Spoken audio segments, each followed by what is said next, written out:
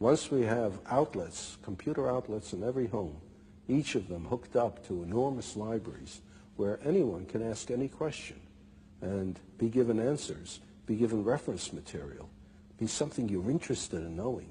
From an early age, however silly it might seem to someone else, that's what you're interested in. And you ask, and you can find out, and you can follow it up. And you can do it in your own home, at your own speed, in your own direction, in your own time. Then everyone will enjoy learning. Nowadays, what people call learning is forced on you, and everyone is forced to learn the same thing on the same day at the same speed in class. And everyone is different. For some it goes too fast, for some too slow, for some in the wrong direction. But give them a chance, in addition to school, I don't say we abolish school, but in addition to school, to follow up their own bent from the start. Well, I love the vision, but what about the argument that machines, computers, dehumanize learning? Well, as a matter of fact, it's just the reverse.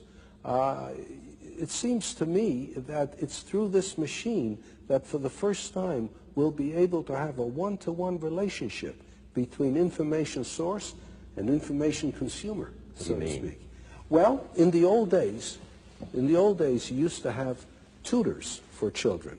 A person who could afford it would hire a pedagogue, a tutor, and he would teach the children, and if he knew his job, he could adapt his teaching to the tastes and abilities of the students, you see. But how many people could afford to hire a pedagogue? Most children went uneducated. Then we reached the point where it's absolutely necessary to educate everybody.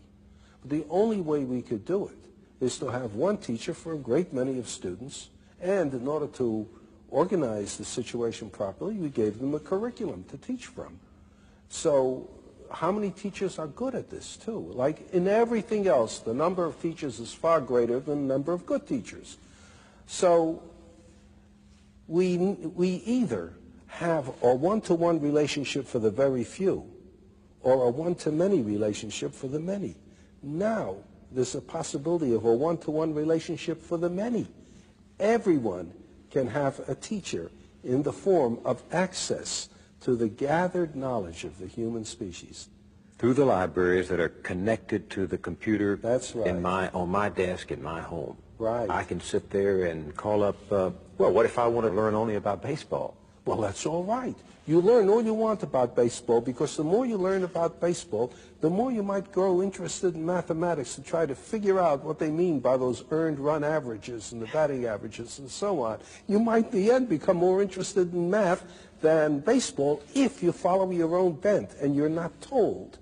On the other hand, someone who is interested in mathematics may suddenly find himself very enticed by the problem of how you throw a curved ball.